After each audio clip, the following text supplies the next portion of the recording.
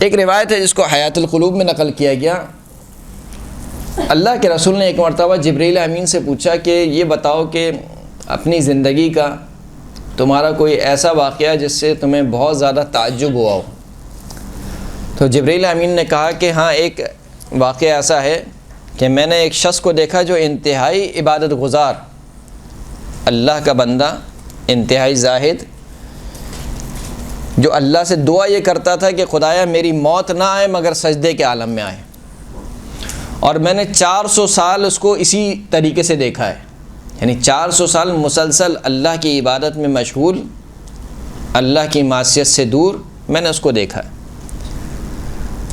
جب اس کو لایا جائے گا قیامت کے دن تو اس کو کہا جائے گا کہ ادخل جنتی برحمتی، میری رحمت کے سبب سے تو جنت میں داخل ہو جا۔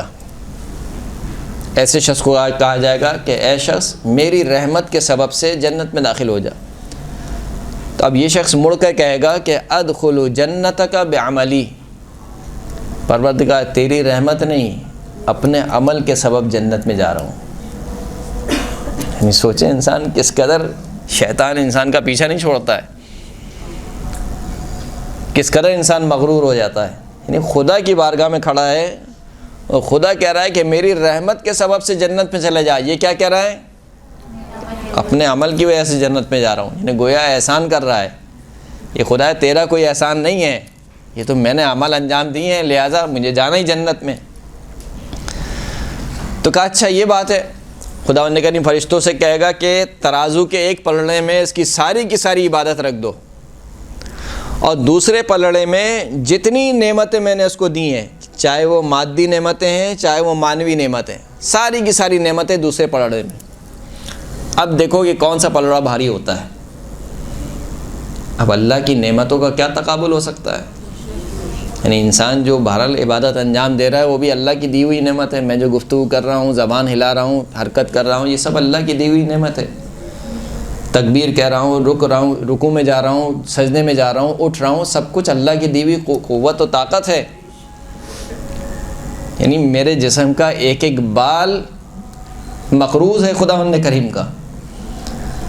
تو کہا کہ ساری نعمتیں رکھ دیں، کہا اچھا صحیح ہے، اب تولو۔ تولا تو ظاہر سی بات ہے کہ اس کی عبادتوں کو کیا مقابلہ ہوگا اللہ کی نعمتوں سے۔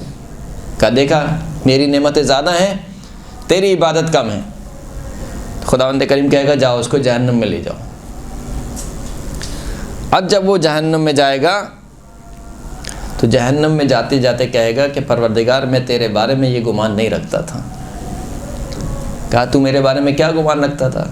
کہا پروردگار عبادت بھی انجام دیتا تھا، گمان یہ کرتا تھا کہ تو مجھے بخش دے گا، یہ تیرے بارے میں گمان رکھتا۔ خداوند کریم کہے گا اس کو جنت میں لے کر جاؤ۔ اب جب یہ جنت میں جائے گا تو کیا کہے گا؟ ادخلوا جنتک برحمتک، تیری جنت میں داخل ہو رہا ہوں تیری رحمت کے سبب، اپنے اعمال کے سبب نہیں، تیری رحمت کے سبب تیری جنت میں داخل ہو رہا ہوں۔